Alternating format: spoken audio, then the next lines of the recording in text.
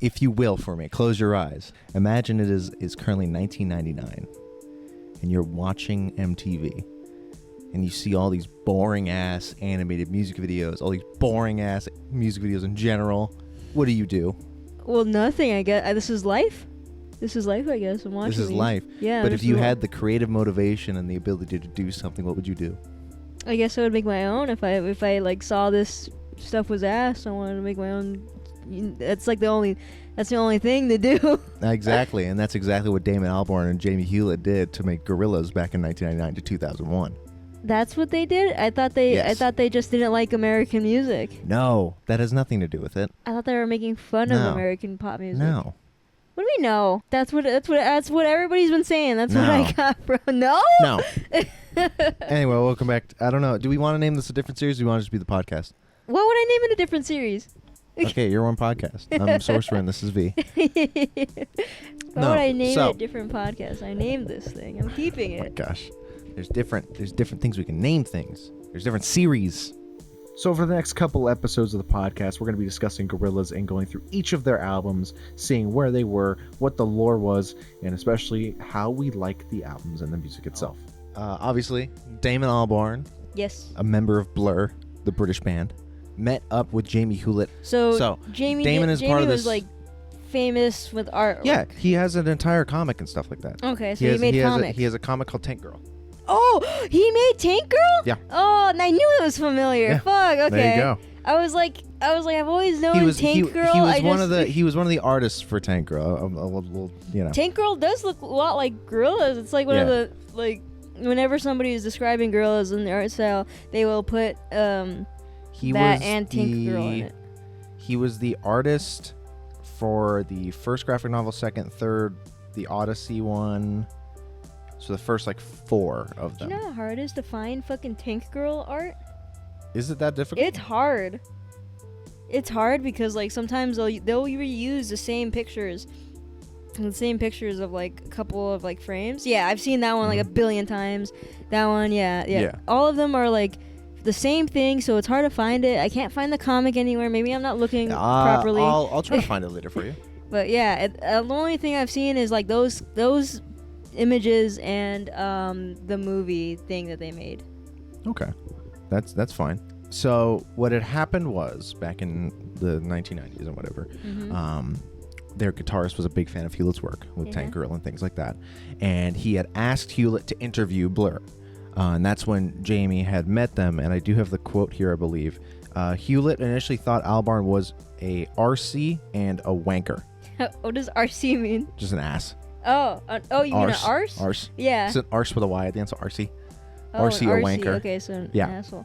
So he did not like him, okay. No, which, I mean, I think that's kind of fair.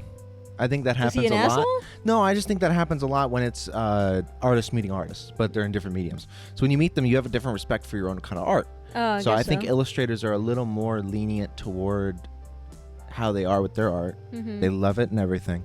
But when you go to musicians, they might be a little more sticky about it. They're more sticklery. Yeah, I get that. They do seem to be very more, set in their ways of making it. Exactly. So at that time, that whole thing had happened. And despite this, them having their little thing, and they only met a couple times, but they were acquaintances.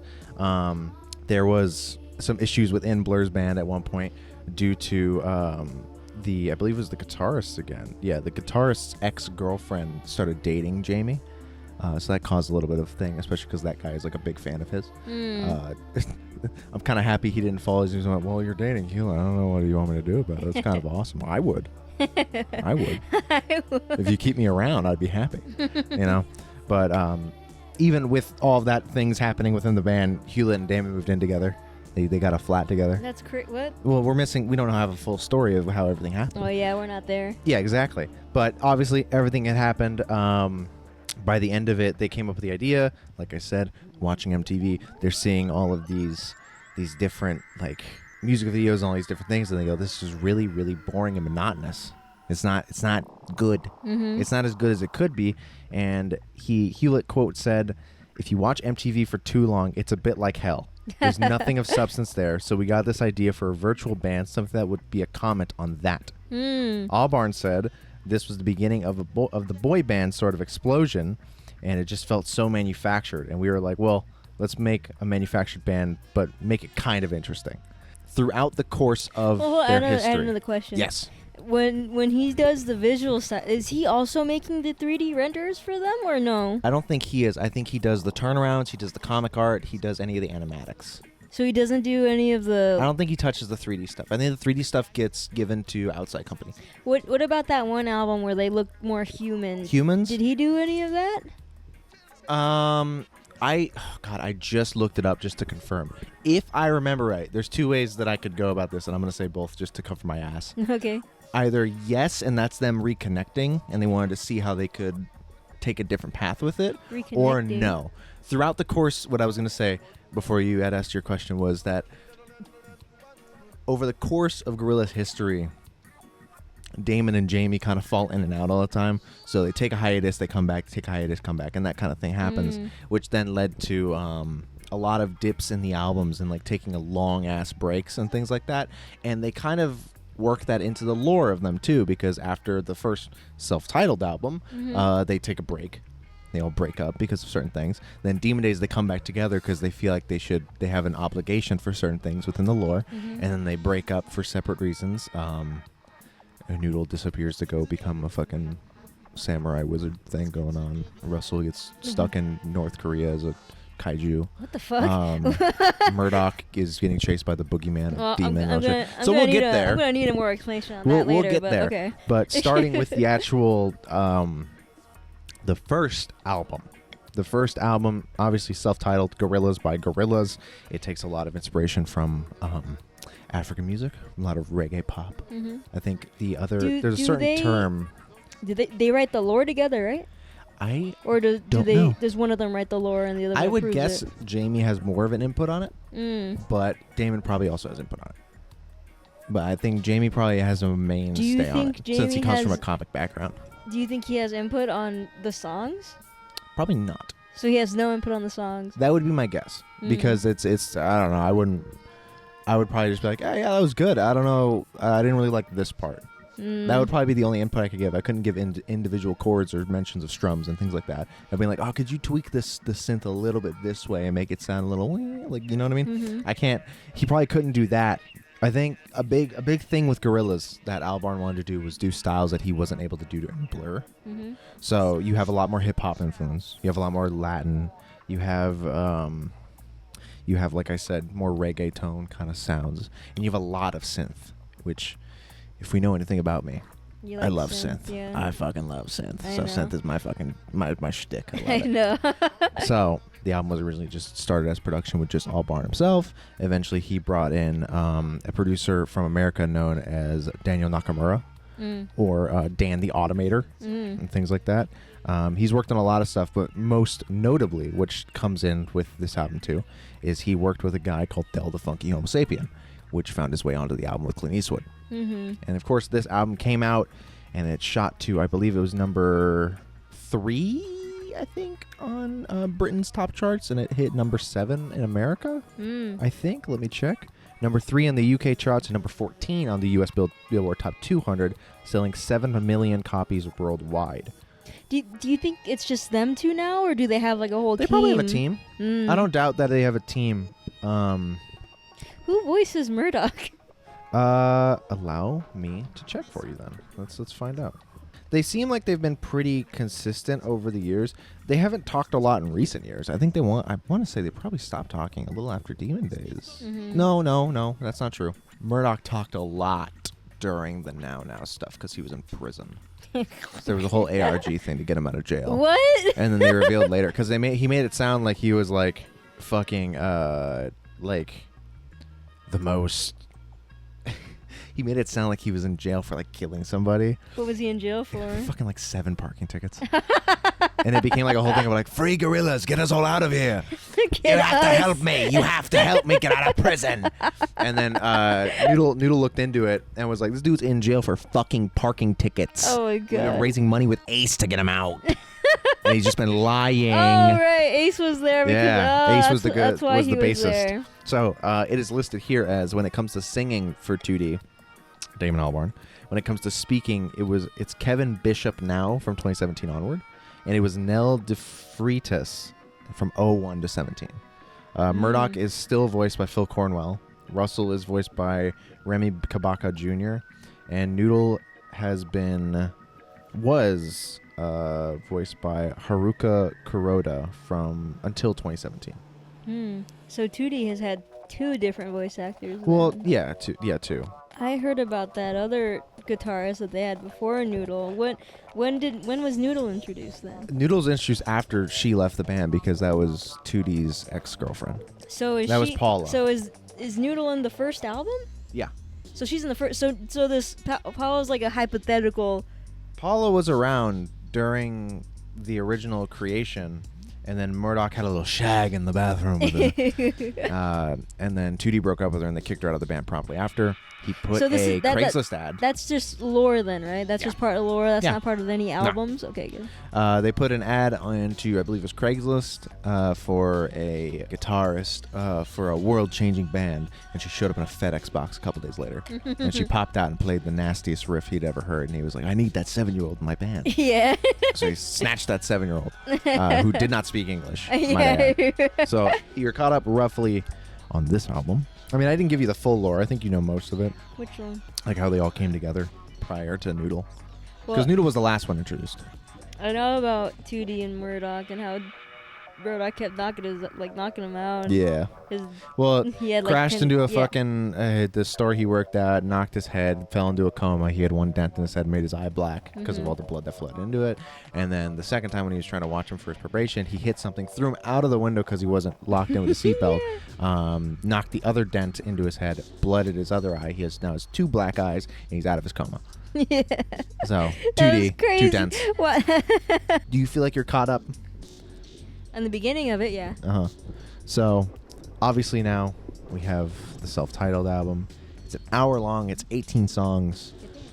We're just going to be kind of talking over the music. That's fine. And just discussing it. Okay. So, obviously, you start with the song Rehash with Mio Hattori as a feature. Super simple. She's supposed to be Noodle in this instance. Super simple song. It's a nice, just straight guitar strumming track.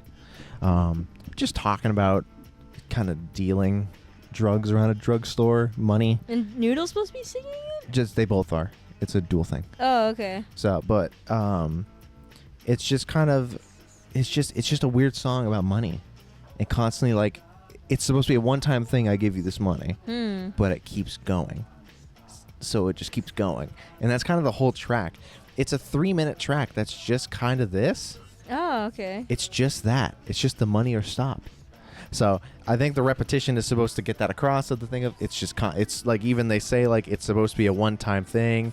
Yeah, what a situation that they don't want to stop. Drugstore Soul Boy over the dub, and that's just kind of the whole song, you know. Yeah. So it's a little it's a mellow kind of start with it just being just a guitar, and a little bit of kick drums, a little bit of a beat. That's kind of it. It's nothing too insane, too crazy.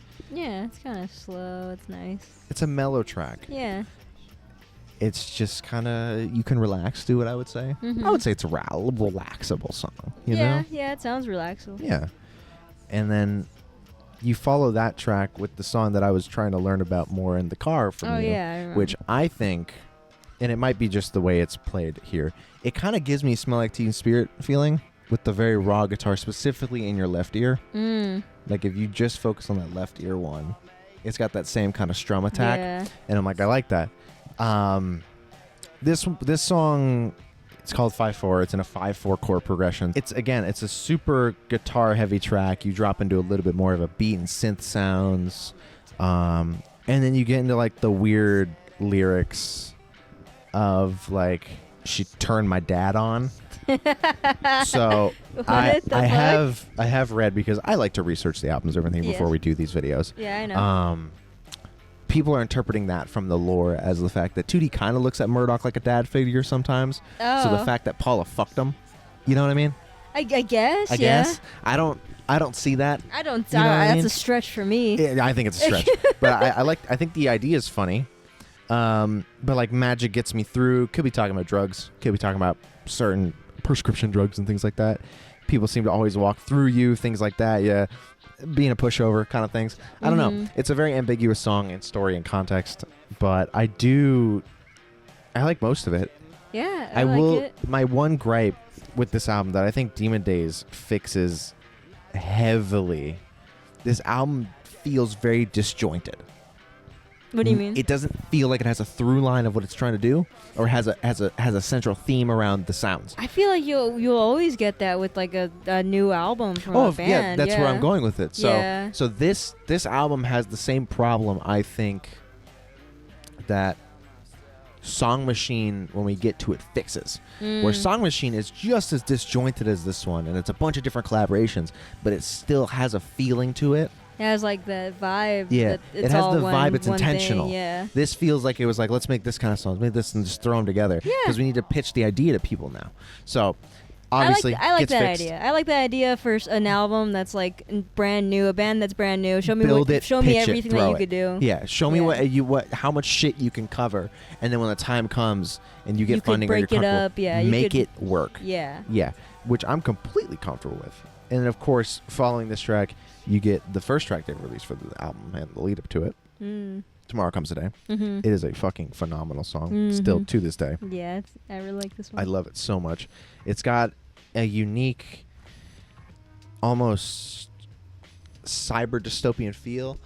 I think using the instruments they use is super interesting because I don't think a song really sounded like yeah, this. I was gonna say, I There's- feel like I don't think I've ever heard a song sound like this to this day. yeah, most Gorillaz songs have a very unique feel to them that I don't think I've ever heard anybody like replicate or Exactly. like do. Yeah.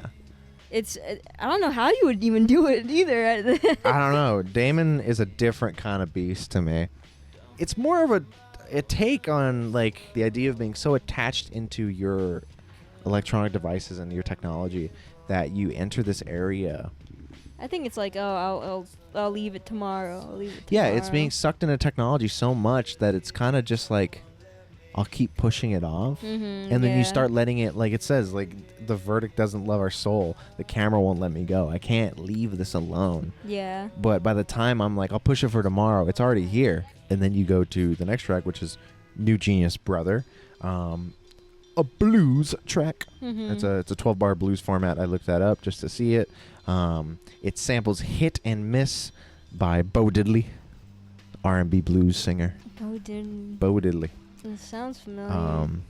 But apparently within canon, lead singer 2D wrote this song. Okay, So, there you go. so who wrote it? 2D. No. Like who actually wrote it?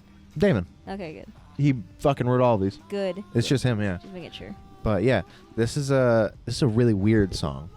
It feels kind of like how do I describe this? It feels like it does feel like a blues jazz track, or like even like a slam poetry kind of thing. When you pull up, like I'm imagining a scene in a movie, right, where you're walking through a dark club and you have somebody up on that small stage sitting on a stool doing this, but specifically a remix with a girl singing it, so it's a little more calm and a little more eerie. You're talking about like the noir type of Exactly. thing. Okay. Thank you. I couldn't think of the word noir right now. It feels noirish. It feels like a noir track. It does, yeah. Right? I guess it would be like something like fucking Jessica Rabbit would sing. Exactly. Like this is an insane track to just But be it like does slip it in. It does feel nice. I do like this. It is. No, and I love the harmonica in the back, and it's just such an interesting sound. It is, yeah. So it's like there's so many ways you can go in this, and the context behind it just feels so, I don't even know how to describe it. It feels just so unique of like an idea of like a story or anything. Yeah, I don't think I've heard any songs like it. I know, and that's like a big thing for this album is it's just so much you listen to, and it's like, what the fuck is this? So I couldn't imagine being 24 years ago, right? Yeah. You hear this and you're like, what the fuck I think is this? I think that's like the best thing for like artists and like bands like this is when you're brand new, you want to make something that makes the audience go, "What the fuck is this? Yeah. This In is like a good way, of crazy." course. Yeah, in like a great way, because Yeah. like what the fuck is like? Remember when you told me about The Weeknd and like nobody's ever heard anything Nobody like had that? heard anything like And it was 2011 like trilogy House of Balloons like Weekend before. Yeah. It was such a unique like dreary sound, and you had like this idea of like, I know I'm a piece of shit. Mm-hmm. I'm gonna keep being a piece of shit. And you're like, whoa, what? I don't mean to slide him in here, but I feel like Prince also did Prince the same definitely did that. thing. So yeah, and the most thing with songs Prince, from though, what? The thing with Prince for me though is I think he wanted to be as versatile as he could. Oh be. no, he so was. early it was great. on. It was Dude. that pop. It was It was rock. clubs, it was clubs. it was that. back Even then. like the history of him before he even touched like Gold Experience or things like that. When Yeah. it was like he didn't fuck with hip hop. No, He fucking hated hip hop. Yeah, he doesn't and then like it. eventually, boom, he was like, well, hang on, Yeah. I can use this. Did- Boom. Back Makes then, hip hop albums. I think it was. I don't remember the 80s or the 90s, but he dominated a lot of that because he wrote and made other bands. I know. Like most songs in our playlist are bands that Yeah. he's made, and there's one that I really want to put in, but they don't have it on Spotify. It's from it's Nasty Girl. I Yeah. really want to put Nasty Girl in, but they Shit, don't. yeah. They don't have that. Okay. But that I go back to listen to it because I'm like, damn, Prince really wrote this shit. He really did that shit. Because he keeps writing like crazy. Everybody had a Prince song. It was crazy. Yeah. And it was like one of their best songs was a Prince song. Like Manic Monday and Yeah. shit. And like, God. Man. And then obviously, you get out of this track, you hit the biggest song on the album. Ooh, You yeah. go to Clint Eastwood. It's iconic. You Mhm. don't really have to say much else about it. Yeah. There's 100 different ways to interpret the track of like I ain't happy. I got a bag of sunshine. That shit. Like Mhm. everybody's talked about the track so much, and it's just such a. It's so interesting. Like, I don't know, because I do think obviously the bag of sunshine is drugs. Why the fuck wouldn't it be? But it's also just it's replying to like it's a reference to Clint Eastwood's movies. It's a reference to a line from a Clint Eastwood movie. When he brings up, I got a bag full of sunshine. Which movie? Good, Bad, and Ugly. Oh, I remember watching Yeah. that. So it's Okay. like super easy, and then you get the first the first inclusion of actual hip hop in the album and everything, which would then follow them further and everything. And again, think of it from 2001. Mm. What fucking sounds like this? This fucking dark, grimy, Did it come like out before 9/11? yes. Okay. This would have been. I want to say this was March. Damn. I don't actually remember. This is They had when a the fuck good did this couple come out? months. Yeah, it's like when you think about this though, it's like this whole album incorporates harmonica in some way, and Yeah. also in different ways. So even like you could be like, this feels almost jailing in nature. It feels like a jailhouse kind of I track. guess, yeah, you're right. Grimy, grungy ass jail It track. has that, yeah, it has that vibe to it. It's like you could easily like obviously the fucking animation's engraved in my brain Mhm. of all the monkeys coming up and them all dancing and shit. You know what I mean? So it's like, but for me, it's like you could easily like recontextualize the whole thing into being like, obviously this isn't like how it's supposed to be, but like think of this as the warden. Yeah, yes, Just you're like right. yelling from the top row, and then you got them all lined up like shuffling slowly through the bottom corridor and shit like that. Like I'm seeing that too. And every time 2D sings, you see him in shackles and chains walking. Like you can recontextualize the whole song in 100 different ways, Yeah, based you on just how can. it sounds. It has such a unique and like great sound. Oh god. I know it's such a unique and iconic thing. My only gripe, and it's been like this forever. I don't like having a minute of instrumental with back end. I know But you that don't. goes you for don't like care for every things, song Yeah, you don't care because for long it's just instrumental. it's too long. Like this is almost 2 minutes I don't know, man. of just instrumental. For me, if the instrumental is really good, Yeah, see, I'll I don't sit mind it with there, it. but I think this one just it sits for too long, and it's too much of the same thing. I like this final cut of just the harmonica, just like slow kicking. I think if you move that up like a minute, Mhm. it's perfect. It's a perfect track. And then, of course, following that, you go into Man Research, Clapper. The song samples In the Hall of the Mountain Queen, written and performed by Raymond Scott. Mm. But it's an interesting track.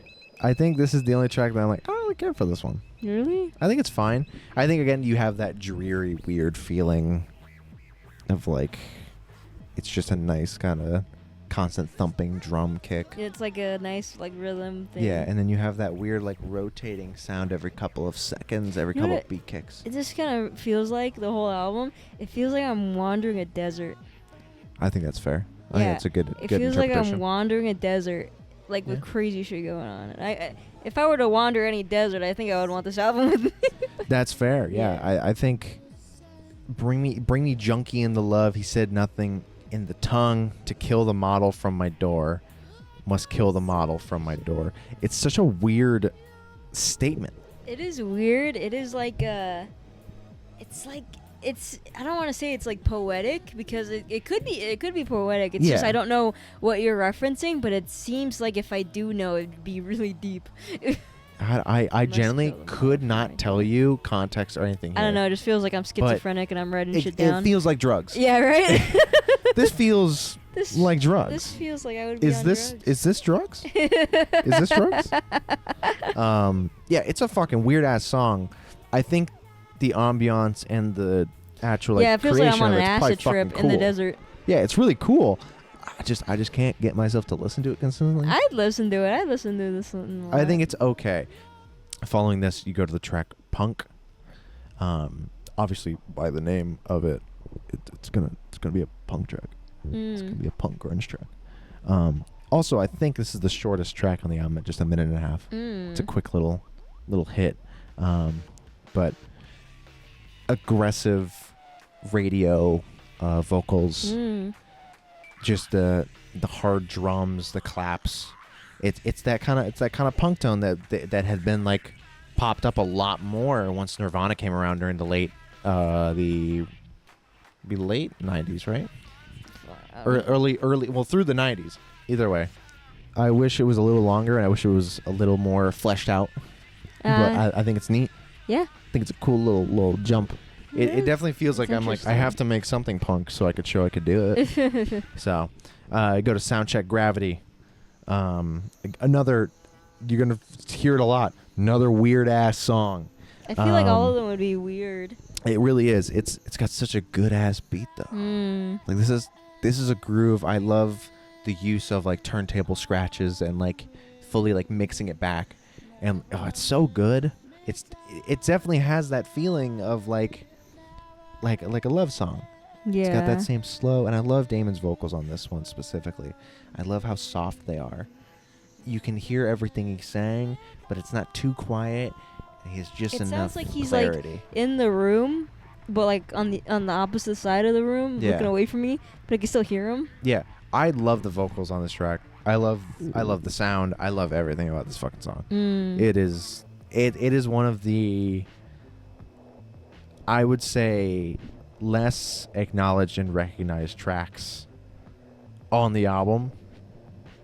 God, I fucking love it. And it's the perfect length for him to be able to do this for me, where you have enough of the instrumental and changing, and you have enough of the breaks for that 442 to not feel like it's too long. So I really love that about it. But yeah, it's such a nice track, and I love it so much. Then you go to Double Bass, a almost 5 minute track of just instrumental. Really? Yeah, it's just an instrumental track. It's just Damon doing a one-line read, well, two, because and those come up at 3 minutes, and that's it. Oh. So it's just a very interesting instrumental track, but it has those fucking keys. And those keys, I don't know if it's just this song, but I swear to God I fucking heard them before in other things, and what it sounds me. like?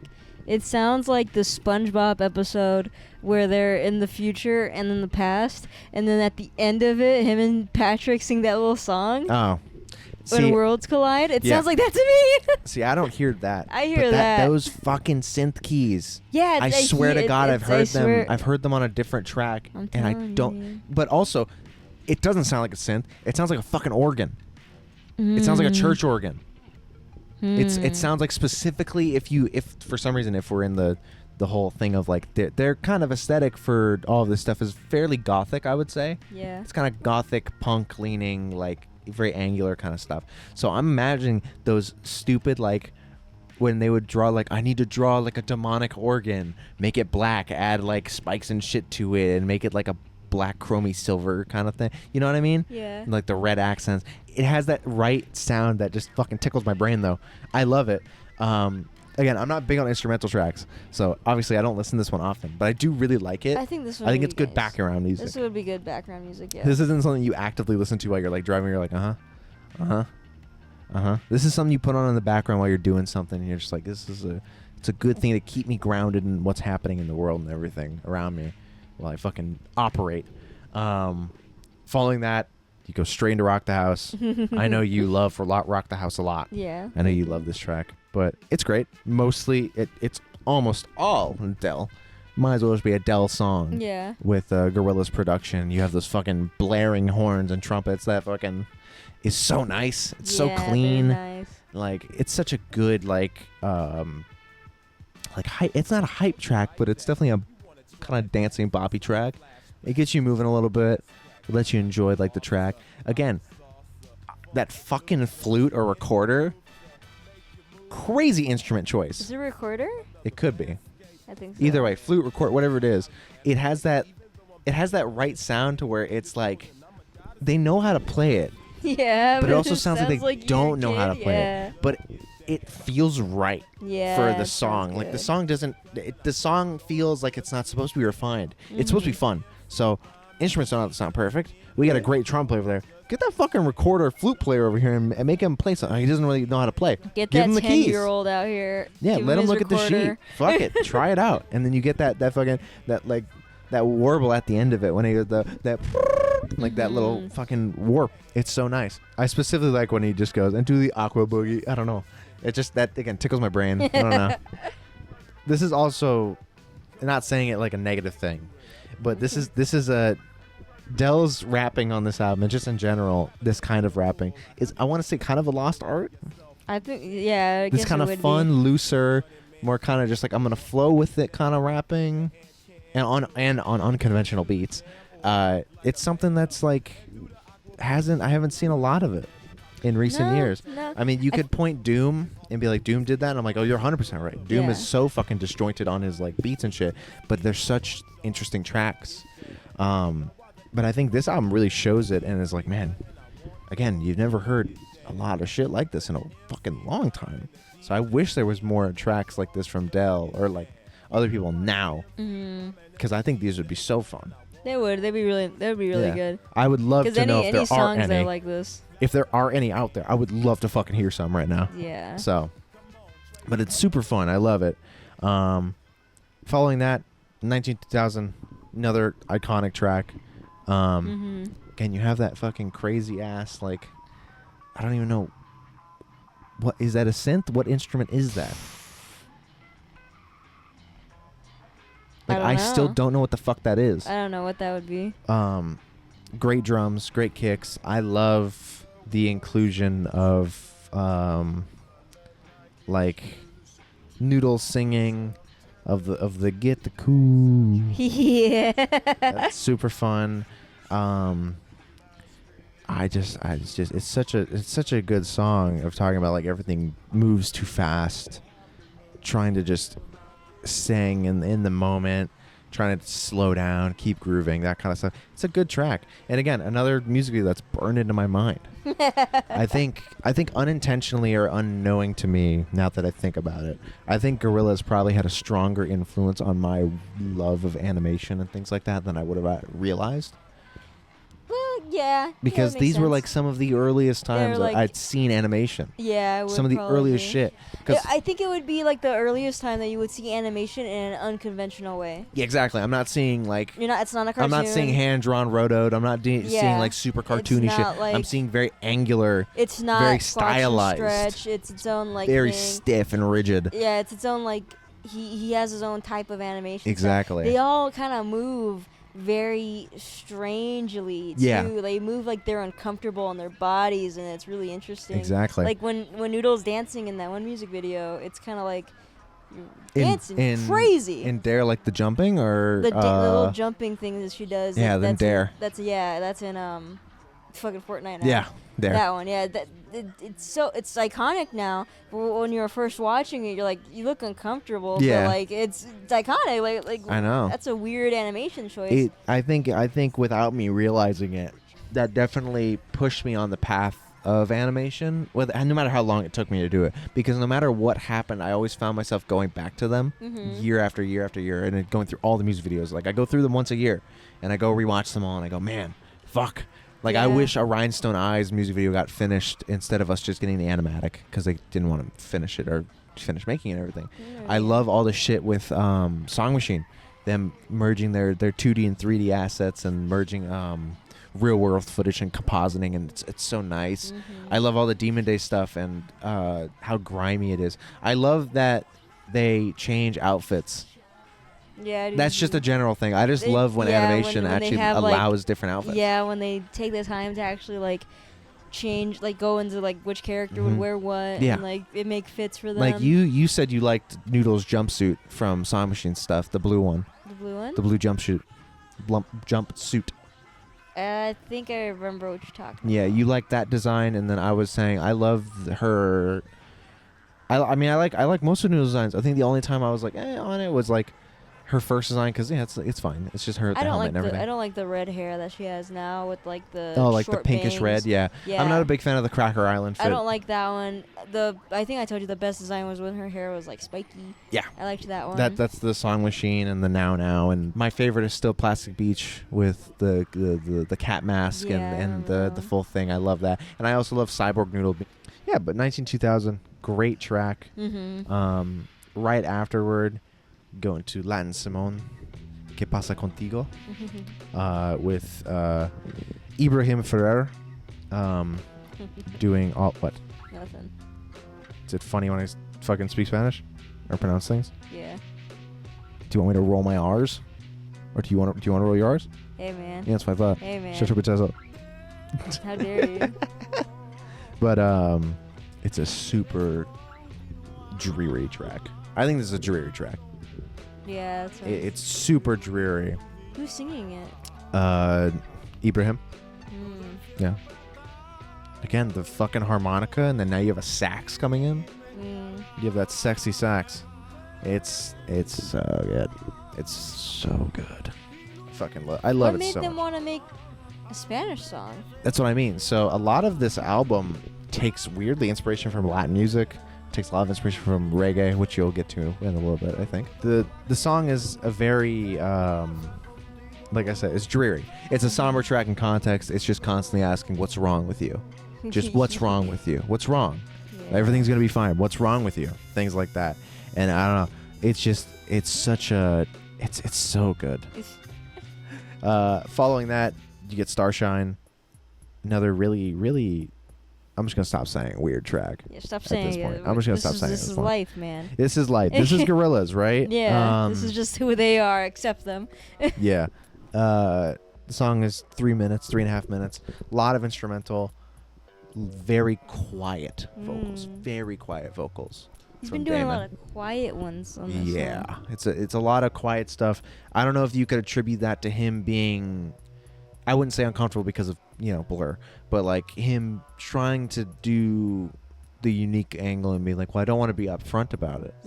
I also need to keep this character's vocals of like, they're a little higher than like my talking or anything like that. So I kind of should try that. So when he's singing, do you think he's not actually like singing as himself, is he? Or is he like... I think the only time you really hear him singing as himself would be later albums, because he's probably gotten tired of fucking doing it at this point. 2D's a little more grown, so he's like, I could just use my normal voice. But like even here, I think he's heightening his voice a little bit, whether it be in post or like while he's singing, and just kind of trying to hit the note a little higher as he's actually singing. That would be my guess.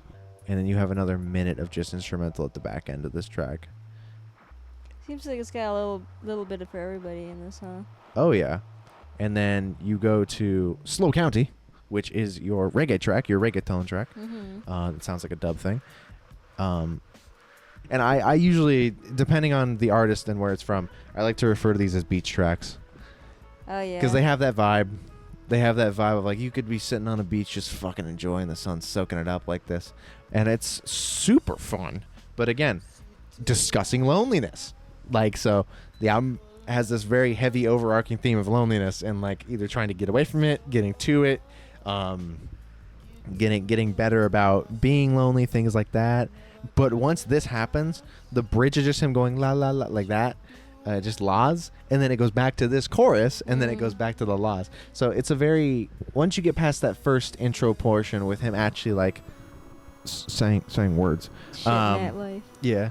God, yeah, you sound so nice. I know. It's such a, I think this is another one of those tracks that's super, I think this one was fairly popular post-release, but I still feel like anything other than the big 3 off the album, big 4 off the album are considered underrated to me. Yeah, they're not as appreciated. Yeah, it's super fun though. After this track, you reach what I believe is the final track on the main album. I believe it is. If not, I think Left Hand Suzuki Method is.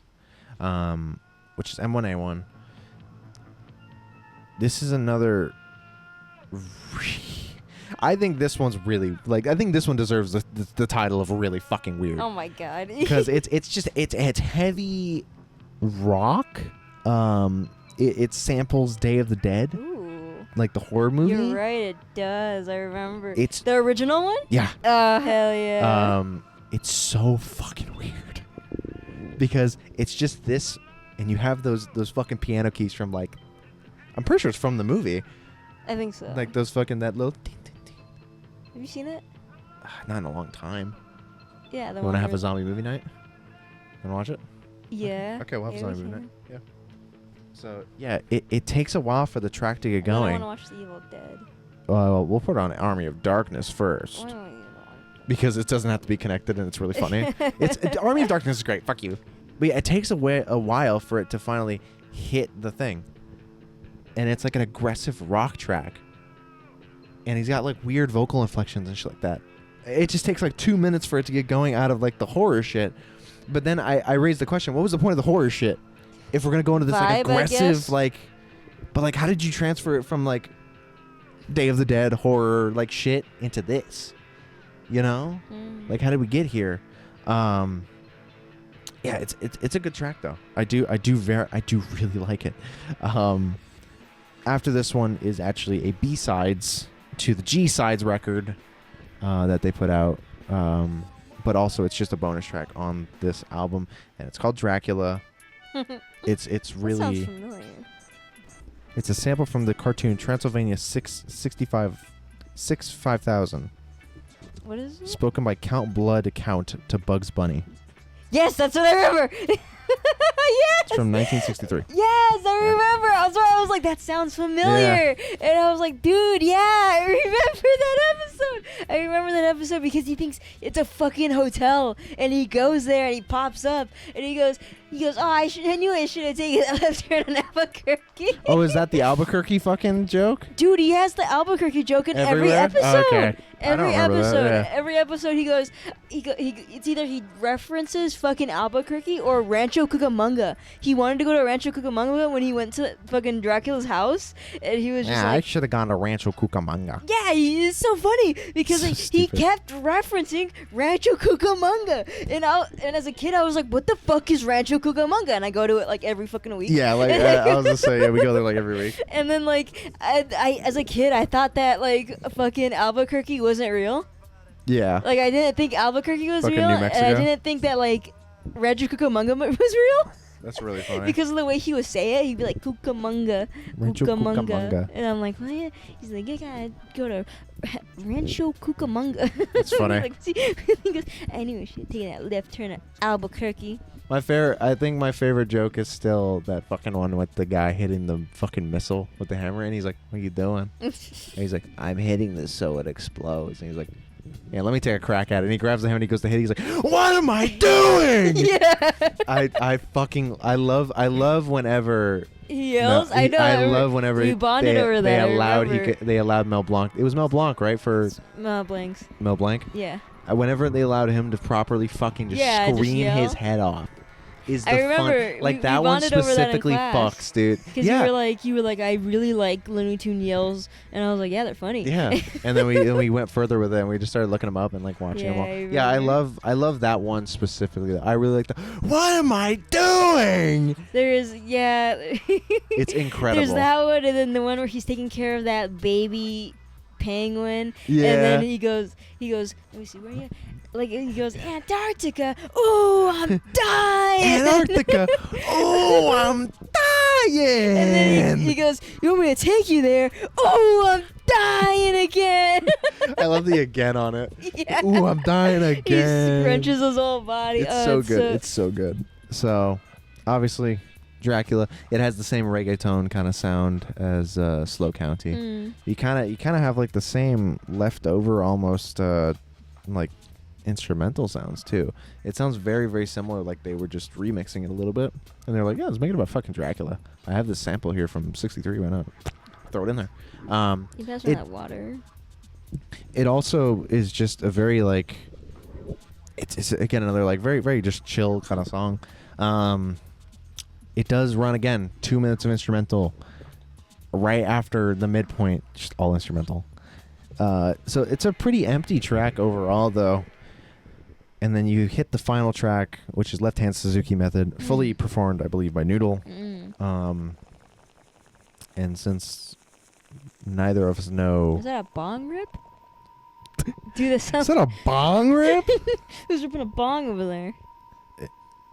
It's a very... I would say this is like traditional Japanese kind of inspired. You have the violins. You have the plucking of the... I forget what the fucking instrument's called when you just pluck it. I guess you could just do this with the violin, technically. But you have that plucking. No, I know what you're talking about. Yeah, you know exactly. Yeah. They have a girl in Spider-Man doing it. Spider-Man 1, when they're going through all the people, it has her... It's just the most traditional stereotype person you could put there. It's just an Asian lady holding it, and she's going, Spider-Man! Like, and she's plucking the fucking thing the whole time. Yeah. The whole movie's full of them. I'm not even surprised. But yeah, so she did that. But yeah, so she says it in Japanese, and then she tries to translate it into English. Oh, okay. So listen to music, get a sense of what it sounds like and how it's made, or the musical like notions around it. Get to the point a little quicker in the music, and make sure to change the tones that you're listening to. So make sure you're listening to different kinds of music. It's a super like basic idea, but left-hand Suzuki method. There you go. Yeah. So what did you think of the album? I like going through it with more knowledge and with me talking to you over it. And I thought it was really good. Feeling it out. I thought it was a good starter album. I think it was the first kickoff. Yeah, right? I think that's a good strong. Do you understand why this might have sparked a phenomenon? What do you mean? With the Gorillaz. What do you mean?